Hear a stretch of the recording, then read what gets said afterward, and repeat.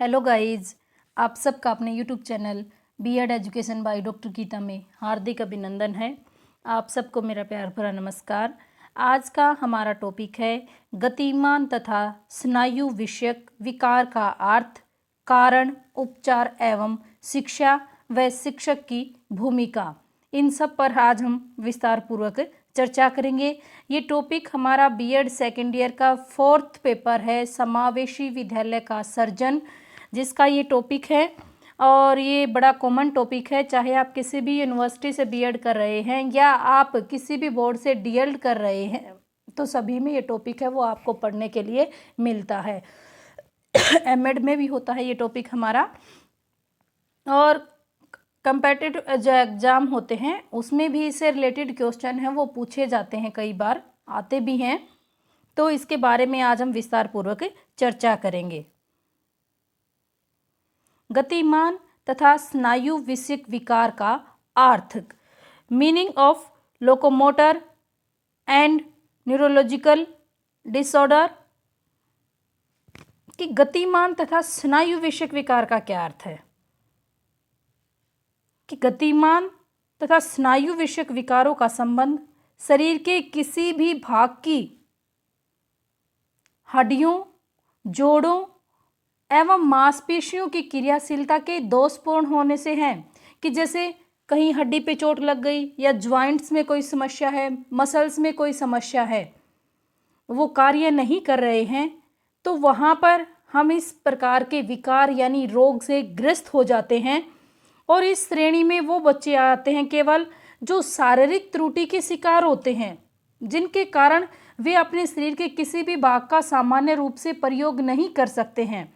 ऐसे बालकों के बुद्धि स्तर में कोई कमी नहीं होती है, वे सामान्य बच्चों की तरह भी हो सकते हैं और सामान्य बच्चों से अधिक बुद्धि वाले भी हो सकते हैं और कम बुद्धि लब्धि वाले भी हो सकते हैं। पुराने समय में जो बच्चे हैं, कि पहले की अगर हम बात करें तो अपंग बालक है वो पूरे परिवार की एक बड़ी समस्या होता था कि कैसे उसकी केयर की जाए, कैसे उसका देखभाल किया जाए, कैसे वो अपने जीवन में अपनी आजीविका कमा सके, कुछ उपलब्धियां कैसे हासिल कर पाए। ऐसा कुछ नहीं था उस समय। अगर ऐसा कोई व्यक्ति होता था तो उसको नज़रअंदाज किया जाता था। लेकिन आज जैसे जैसे शिक्षा का प्रचार बढ़ता गया है, इन के बारे में जागृति है वो फैली जा रही है। तो हमारा एक मुख्य बिंदु है कि जो बच्चे इस तरह के रोग से ग्रसित हैं, चाहे वो किसी भी प्रकार के रोग से ग्रसित हैं, वे समाज का एक अभिन्न हिस्सा हैं और समाज के मुख्य धारा से जोड़ने का कार्य है वो शिक्षा करती है। और उन बच्चों के लिए शिक्षा है वो अति आवश्यक है, उनकी पहचान करनी अति आवश्यक है कि कैसे उन बच्चों को हम पहचान सकते हैं, किस प्रकार का समस्या है, किस प्रकार का दोष है, कि कैसे हम समस्या से निजात है वो दिला सकते हैं। कई बार ऐसा भी होता है कि ये जो विकृतियां होती हैं, ये जो दोष होते हैं, ये जन्म से पहले यानी गर्भावस्था के दौरान भी हो सकते हैं और जन्म के बाद और जन्म के पहले भी हो सकते हैं। तो ये स्थिति पर निर्भर करता है कि ये कैसा है। जैसे जो हड्डियों के रोग हैं उनसे ग्रस्त जो बालक हैं उनमें अपंग बच्चे, पोलियोग्रस्त बच्चे होते हैं। अपंग बच्चों को 2 वर्गों में विभाजित किया जा सकता है। एक होता है मध्यम स्तर के या कम अपंग बच्चे, यानी जो मीडियम होते हैं या बिल्कुल कम होते हैं। ये सामान्य बच्चों के जैसे हो सकते हैं मानसिक रूप से। इनमें सिर्फ हड्डियों, जोड़ों या मांसपेशियों में कोई समस्या होती है। जरूरी नहीं है कि मानसिक रूप से स्पेशल हों, ये मानसिक रूप से सामान्य बच्चों के जैसा बिहेव कर सकते हैं और सामान्य बच्चों से भी ज़्यादा ये इनका मानसिक स्तर आईक्यू लेवल है वो हो सकता है। और कई बार ऐसा भी होता है कि कम भी हो सकता है। कि कम अपंगता वाले जो बच्चे हैं इनके दैनिक क्रियाओं में अधिक रुकावट नहीं पड़ती है, ये सरलता से या कम प्रयासों से ही इनका उपचार हो सकता है। ये अपना गुजारा कर सकते हैं, अपना कार्य है वो कर सकते हैं, जैसे वैसाखी की सहायता से या व्हीलचेयर की सहायता से या किसी और चीज़ की सहायता से है अपना कार्य है वो अच्छी प्रकार से कर सकते हैं। नेक्स्ट है गंभीर अपंग, कि जो गंभीर यानी जो सीरियस होते हैं, कि गंभीर किस्म के अपंग इसमें शामिल होते हैं। इन्हें अस्पताल में ले जाना पड़ता है और इन्हें अस्पताल में स्थायी या अस्थायी तौर पर जाना पड़ सकता है, क्योंकि अस्थायी रूप से अस्पताल जाने वाले बच्चों के लिए एकीकृत स्कूल कार्यक्रमों की आवश्यकता होती है, परंतु स्थायी रूप से अस्पताल में जाने वाले बच्चों के लिए अस्पताल तक सीमित कार्यक्रमों की आवश्यकता होती है। इन्हें चलने फिरने की किसी की दूसरे की सहायता की आवश्यकता होती है, ये अकेले चल नहीं सकते हैं, या तो ये साइकिल की सहायता से चल सकते हैं या दूसरा व्यक्ति ही इन्हें है वो साइकिल पर बैठाकर है वो ले जा सकता है। क्योंकि जो कम अपंगता वाले बच्चे होते हैं, जैसे पैर में कोई दिक्कत है तो वो साइकिल को अपने हाथों से चला के पहिए को वो जा सकते हैं, लेकिन जो ज़्यादा अपंगता वाले बच्चे होते हैं, जो गंभीर होते हैं, उनको व्हीलचेयर पर बैठाकर है वो दूसरे की सहायता से उनको एक स्थान से दूसरे स्थान तक ले जाया जाता है। जैसे उदाहरण के लिए जब बच्चे की दोनों टांगें नहीं हैं तो इन्हें बार बार लेकर अस्पताल जाना पड़ता है। जैसे उसके लिए क्या होगा, तो माता पिता को हेल्प करनी पड़ेगी, वो उसके साथ लेके जाएंगे, उसको व्हीलचेयर पे बिठा के व्हीलचेयर को वो स्वयं धकेलते हुए हैं वो हॉस्पिटल की तरफ जाएंगे, या कहीं और भी अगर जाना है तो वो उसकी सहायता करते हैं। तो इसमें भी कुछ बच्चे ऐसे शामिल होते हैं गंभीर में, कि जैसे मांसपेशियों और कंकाल की समस्या, कि ऐसी अपंगता मांसपेशियों तथा हड्डियों में किसी दोष के कारण हो सकती है। दोष के कारण त्रुटिपूर्ण सूत्रों के मिलने के कारण या जन्म के समय लापरवाही, जैसे कई बार क्या होता है कि प्रसव के दौरान दाई या आया या डॉक्टर से है बच्चा है वो हाथ से फिसल जाता है, या किसी नुकीले इंस्ट्रूमेंट के लगने से बच्चे को चोट है वो लग सकती है, और ये जन्मजात भी हो सकते हैं। नेक्स्ट है दुर्घटना या बीमारी से विकृति। इसमें क्या होता है कि कई बार किसी दुर्घटना में एक्सीडेंट हो गया, हमें चोट लग गई, हमारे हाथ चले गए, हमारे पैर चले गए, ठीक है ना, तो और या कई बार एक्सीडेंट हो गया, चोट लग गई, गिर गए, हड्डियां टूट गई, ठीक है ना। दुर्घटना के कारण व्यक्ति की हड्डी टूट सकती है और अंग भी खराब हो सकता है, उसे काटा भी जा सकता है कई बार। और कई बार आपने देखा होगा कि कई बच्चों का हाथ है जैसे मशीन में आ गया, वो इतना ज़्यादा हो जाता है कि उसको काटना पड़ता है, ठीक है ना, और उसकी जगह कृत्रिम अंगों का प्रयोग करना पड़ता है। कि जैसे आपने देखा होगा कि किसी के पैर नहीं है, लोहे के पैर बनाकर वो उसके लगाए जाते हैं, या वैसाखी की सहायता से, या कृत्रिम अंग या नकली पैर हैं, नकली हाथों का है वो प्रयोग करना पड़ता है ऐसे बच्चों के साथ। नेक्स्ट है सेरिब्रल पैल्सी। इसमें क्या होता है कि एक मस्तिष्क लकवा होता है जो कि मुख्य नाड़ी संस्थान में दोष पैदा हो जाने के कारण होता है, दिमाग की दुर्बलता के कारण तथा मस्तिष्क और केंद्रीय नाड़ी संस्थान में समन्वय यानी तालमेल न होने के कारण ही हो सकता है। और यह मस्तिष्क जवर और ऑक्सीजन के अभाव के कारण भी हो सकता है। कि कई बार ये कहते हैं ना कि सिर में बुखार चढ़ गया, इसको बुखार है वो तेज हो गया और सिर में चढ़ गया, जिसके कारण हमारी नस हैं वो फट सकती हैं, या और भी बहुत सारी बीमारी हैं वो हो सकती हैं। नेक्स्ट है अपंगता के कारण, कि कौन कौन से ऐसे कारण हैं जिनसे अपंगता है वो जन्म लेती है। सबसे पहले जन्म से पहले बिफोर बर्थ, यानी जन्म के पहले गर्भावस्था में कुछ संक्रामक रोग अगर महिला को प्रभावित करते हैं तो ये अपंगता जन्म ले लेती है। जैसे खून की कमी के कारण यानी एनीमिया के कारण ऑक्सीजन कम मिलती है और ये कमी केंद्रीय नाड़ी संस्थान को हानि पहुंचाती है। और जैसे शक्कर जैसा यानी शुगर जैसा रोग भी अपंगता के लिए उत्तरदायी हो सकता है। नेक्स्ट है जन्म के समय यानी at the time of birth, कि जन्म के समय जब बच्चा जन्म लेता है तो थोड़ी सी लापरवाही भी अपंगता का कारण बन सकती है।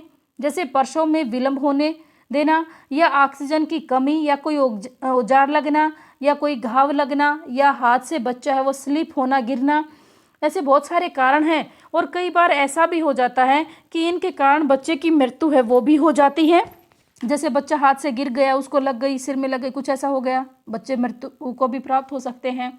तो बहुत सारी ऐसी घटनाएं हैं जो जन्म के समय भी हो सकती हैं, जिनसे अपंगता है वो जन्म लेती है। नेक्स्ट है जन्म के बाद, आफ्टर बर्थ, यानी जन्म के समय के बाद अपंगता आ सकती है। जैसे बच्चा किसी संक्रामक रोग से ग्रसित हो गया जो मस्तिष्क की कोशिकाओं को प्रभावित कर दे, या किसी दुर्घटना में नाड़ी संस्थान का अस्थिगत होना। और अमेरिका की अगर हम बात करते हैं तो उसमें अधिकतर जो बच्चे होते हैं वो सेरिब्रल पैल्सी के कारण दोषयुक्त होते हैं।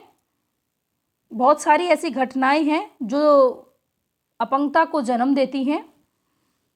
नेक्स्ट है पहचान, कि इन बच्चों की आइडेंटिफिकेशन कैसे हम कर सकते हैं, पहचान कैसे कर सकते हैं। क्योंकि अपंग बच्चों की पहचान अन्य असमर्थियों की अपेक्षा आसान होती है, कि जैसे जो दृष्टिबाधित होते हैं, मानसिक यानी मंदबुद्धि जो बच्चे होते हैं, श्रवण बाधित होते हैं, उनकी अपेक्षा इन बच्चों की पहचान वो जल्दी से हो जाती है, बड़ी आसानी से। क्योंकि दिखाई दे, जैसे किसी का हाथ नहीं है, किसी का पैर नहीं है, वो चल फिर नया काम नहीं कर रहा है, बड़ी आसानी से हम इनको पहचान सकते हैं।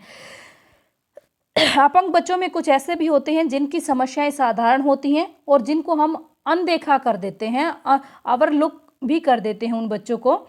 और कुछ ऐसी चेकलिस्ट हैं जिनका हम प्रयोग कर सकते हैं इनकी पहचान करने में। सबसे पहले ऐसे बच्चों का गति नियंत्रण और समन्वय यानी तालमेल ही निम्न स्तर का होता है। ये बच्चे बार बार गिरते हैं।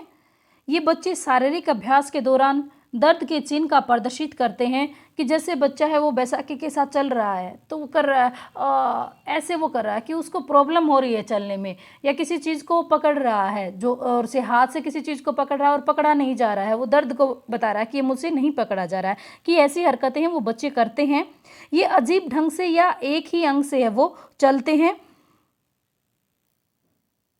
अपंग बच्चों का उपचार एवं शिक्षा, या अपंग बालकों का उपचार एवं शिक्षा।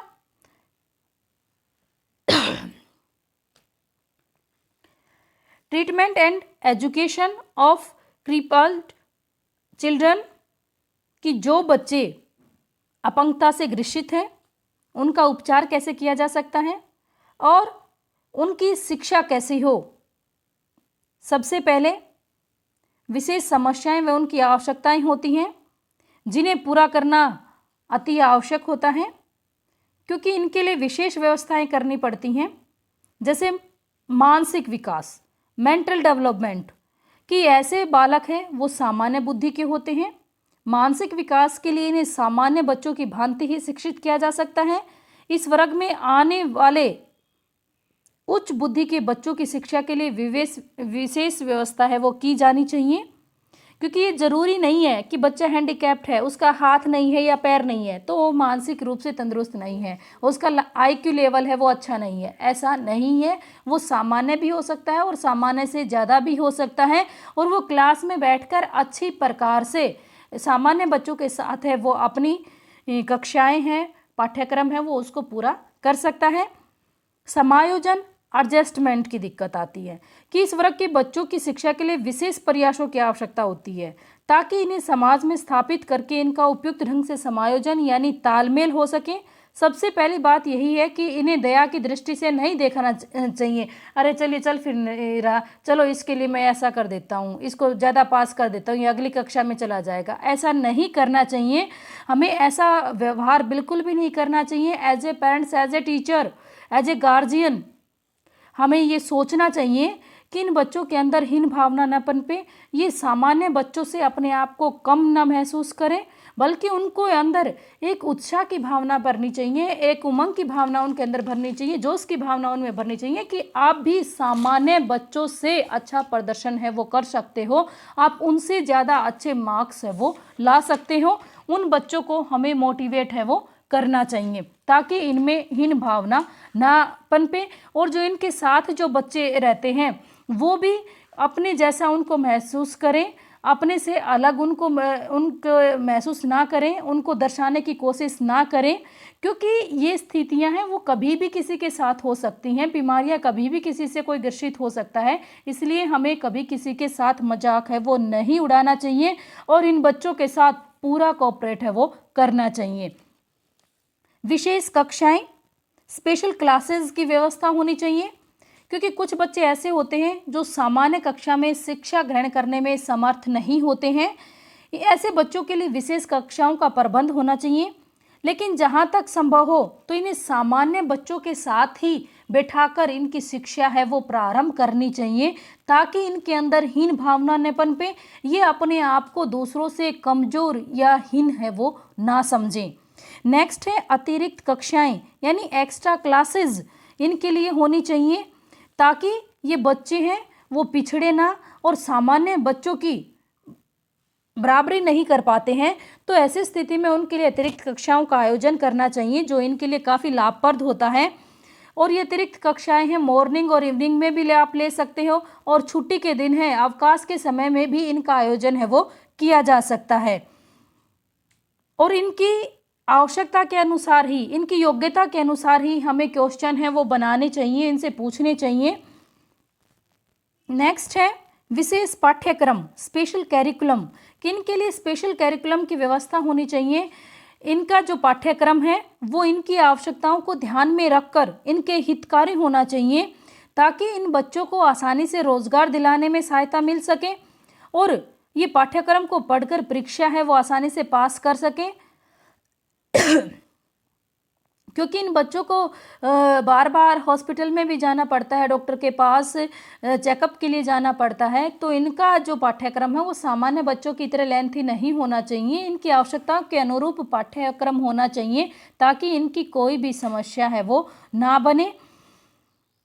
नेक्स्ट है व्यावसायिक प्रशिक्षण, वोकेशनल ट्रेनिंग, कि इन बच्चों को जहाँ तक संभव हो इनके उपचार अगर संभव हो तो इनका उपचार किया जाना चाहिए, इनकी समस्याओं का निदान करना चाहिए, रोग का निदान करने की कोशिश करनी चाहिए। और अगर संभव नहीं है तो भी इन्हें व्यावसायिक प्रशिक्षण है वो प्रदान करना अति आवश्यक है, क्योंकि भविष्य में ये अपनी आजीविका कमाने में सक्षम हो सके, अपने जीवन की मूलभूत आवश्यकताओं की पूर्ति करने में सक्षम हो सके, ताकि ये दूसरों पर निर्भर ना रहें और समाज की उन्नति में अपना सहयोग है वो कर सकें। इनके लिए स्पेशल स्कूल की व्यवस्था होनी चाहिए, विशेष विद्यालय खोलने चाहिए, ताकि इन बच्चों को शिक्षा ग्रहण करते वक्त किसी भी समस्या का सामना न करना पड़े और वहाँ पर उनके लिए उचित व्यवस्थाएं हैं वो की जा सके। उनके बैठने उठने की, चलने फिरने की, उनकी आवश्यकताओं के अनुसार है वो स्कूल का निर्माण है वो करना चाहिए। नेक्स्ट है उपचार यानी ट्रीटमेंट, क्योंकि विकलांगता किस प्रकार की है ये निर्भर करती है कि कम है या ज़्यादा है, क्योंकि जिसको कम है उसको ज़्यादा चक्कर नहीं काटने पड़ते हॉस्पिटल के, और जिसको ज़्यादा होती है उसको बार बार है वो चेकअप के लिए जाना पड़ता है, बार बार डॉक्टर को दिखाना होता है। तो कई बार ये भी होता है कि उसको अस्पताल में दाखिल यानी भर्ती भी होना पड़ता है। तो उसमें ऐसे बच्चों की शिक्षा है उस पर काफ़ी नकारात्मक प्रभाव पड़ता है। अगर सकारात्मक रवैये की अगर हम बात करें अध्ययन के दृष्टि से, तो इन बच्चों का जो सिलेबस है वो उन बच्चों की अपेक्षा है वो ज़्यादा लेंथी नहीं होना चाहिए। बच्चों के आवश्यकता के अनुरूप है पाठ्यक्रम का निर्माण करना चाहिए, ताकि ये अपना इलाज भी करवाते रहें समय समय पर और अपना शिक्षा है उसको भी पूरी करते रहें, किसी प्रकार से उस पर नकारात्मक प्रभाव है वो ना पड़े। नेक्स्ट है उपयुक्त देखभाल, प्रॉपर केयर की ज़रूरत होती है इन बच्चों को, क्योंकि इनकी आवश्यकताओं को पूरा करना है वो अत्यंत आवश्यक है। इन्हें हीन भावना नहीं महसूस करनी चाहिए कि वे शारीरिक रूप से किसी न किसी प्रकार से कमज़ोर हैं। जहाँ तक संभव हो सके ऐसे बच्चों को कृत्रिम अंगों के लिए सहायता है वो उपलब्ध करवानी चाहिए, ताकि इनको जीवन जीने का एक नया मौका मिले, जीवन जीने के लिए इनको प्रोत्साहन मिले, और ऐसे बच्चों को ये महसूस न होने दिया जाए कि वे असहाय हैं। उनकी उचित देखभाल करनी चाहिए, चाहे वो स्कूल के अंदर है, चाहे घर के अंदर है या घर से बाहर है, कि इनकी केयर है वो काफ़ी महत्वपूर्ण होती है।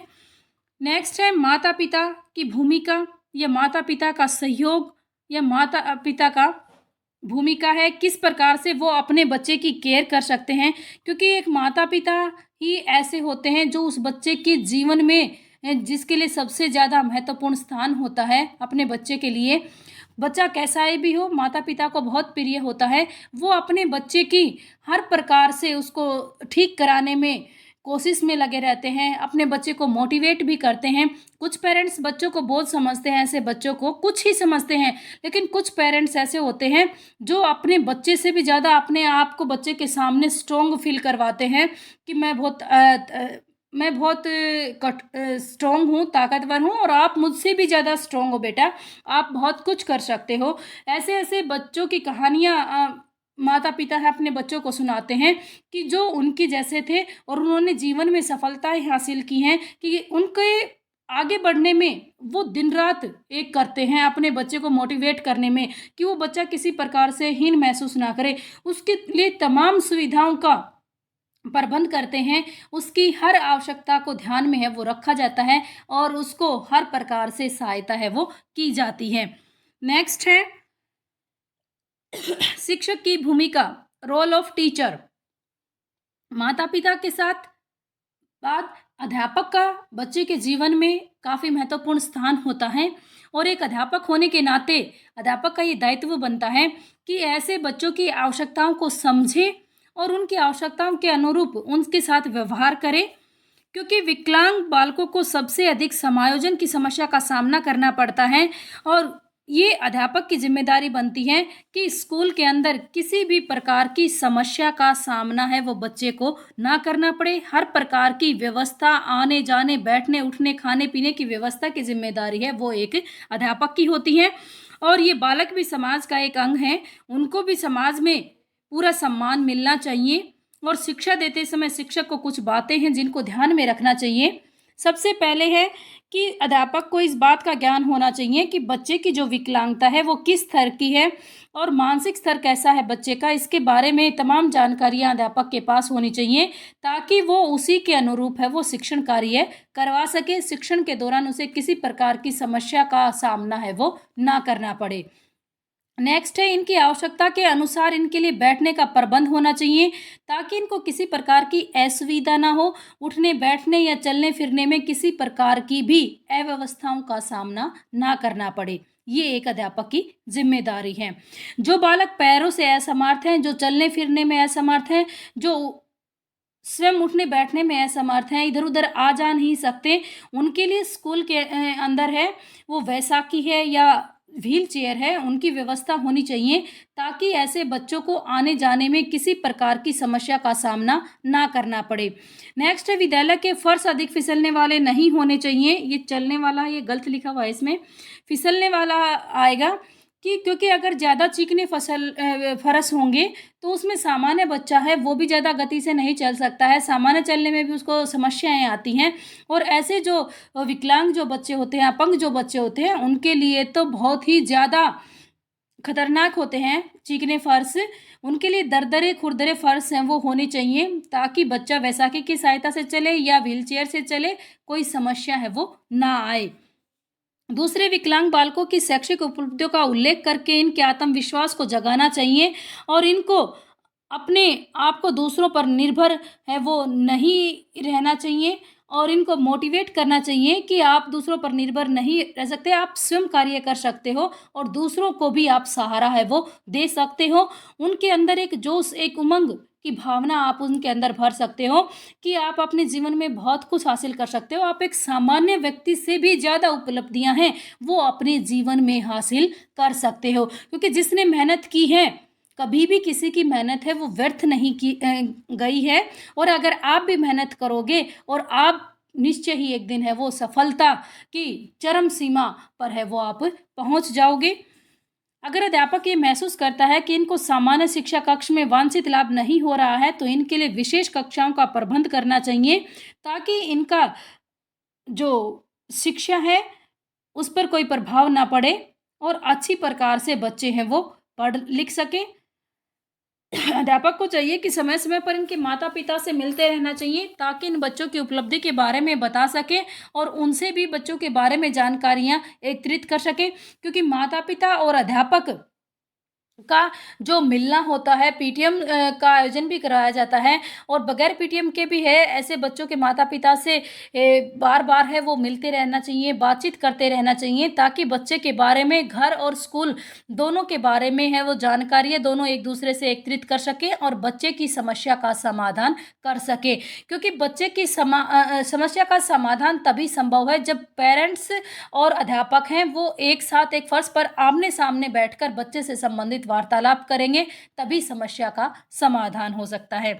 अध्यापक को समय-समय पर इन बालकों को पढ़ाने के लिए प्रशिक्षण भी लेते रहना चाहिए, क्योंकि समय परिवर्तनशील है और समय की आवश्यकता के अनुसार हमारे पाठ्यक्रम में या बहुत सारे बदलाव आते हैं। इन बच्चों को कैसे प्रशिक्षित करना चाहिए, नई-नई टेक्नोलॉजी जुड़ती जा रही हैं, उनसे कैसे इन बच्चों को पढ़ाया जा सकता है, तो उनके बारे में प्रशिक्षण लेते रहना चाहिए। और हमारी एनसीईआरटी भी समय-समय पर अध्यापकों के लिए प्रशिक्षण कैंपों का आयोजन करती है, ताकि अध्यापकों को वहाँ पर प्रशिक्षित करके वो अच्छी प्रकार से अपने शिक्षण कार्य को वो सुचारू रूप से चला सके। और एक अध्यापक होने के नाते ये दायित्व बनता है कि वो अपने बच्चों के साथ प्रेम पूर्वक, सद्भावना पूर्वक व्यवहार करे।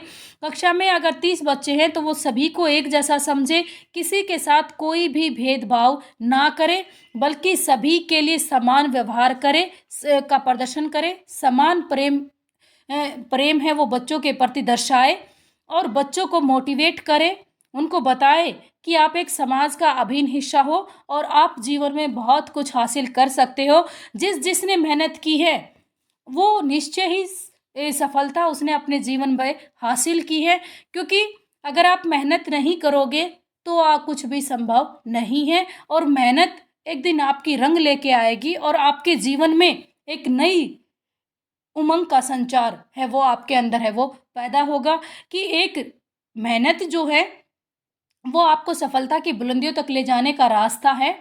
इसलिए कभी भी हीन भावना है वो इन बच्चों के अंदर पनपने नहीं देनी है और ना ही उन पेरेंट्स के अंदर हीन भावना आपको लेके आनी है जिनके बच्चे ऐसे हैं, बल्कि उन पेरेंट्स को भी मोटिवेट करना चाहिए आपको कि आप ऐसा मत सोचो, आपका बच्चा बहुत कुछ कर सकता है, थोड़ा-सा आपकी हेल्प की ज़रूरत है और हम भी इस सहयोग करेंगे और आप भी सहयोग कीजिए, बच्चे के साथ मिलकर हम सब कार्य करेंगे और इस समस्या का समाधान है वो करेंगे और निश्चय ही बच्चे को अपने जीवन में कामयाबी है वो मिल जाएगी। तो सभी के साथ है वो ऐसा व्यवहार एक अध्यापक को करना चाहिए। Thank you guys.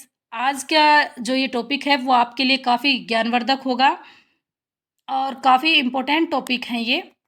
Next video में हम इनमें कंपेयर करेंगे कि दृष्टिबाधिता, श्रवणबाधिता, असमर्थ, मानसिक शारीरिक रूप से असमर्थ बच्चे हैं, विकलांग जो बच्चे हैं, इन सब के बारे में हम कंपेयर करेंगे और आपको बताएंगे कि इनमें से कैसे भी क्वेश्चन आ जाए, किसी के बारे में भी पूछ लिया जाए, आपको कुछ बातें ध्यान रखनी है और आप सभी के बारे में है वो आंसर आसानी से दे सकते हैं। इसके बारे में हम नेक्स्ट वीडियो में चर्चा करेंगे। बड़ी ही आसानी से आप ये क्वेश्चन नेक्स्ट आप करोगे तो आपकी पूरी यूनिट है वो कंप्लीट हो जाएगी और आसानी से आप है ना 16 मार्क्स है वो ले सकते हैं। ये जो हमारी बुक है समावेशी विद्यालय का सर्जन, ये 50 मार्क्स का हमारा पेपर होगा। 2 क्वेश्चन आएंगे इसमें से और एक क्वेश्चन हमने जितना टॉपिक हमने करवाए हैं अब तक उनमें से एक क्वेश्चन है वो आपका आ जाएगा। कैसे आपको करना है, इनमें डिफरेंस करके आपको कुछ पॉइंट याद रखने हैं, आप आसानी से अपना क्वेश्चन है वो कर सकते हो। Thank you guys. जो इस चैनल पर नए हैं प्लीज़ वो इस चैनल को सब्सक्राइब करें, एवरी वीडियो को वॉच, लाइक और शेयर करें और प्लीज़ वीडियो को लाइक कर दिया करो।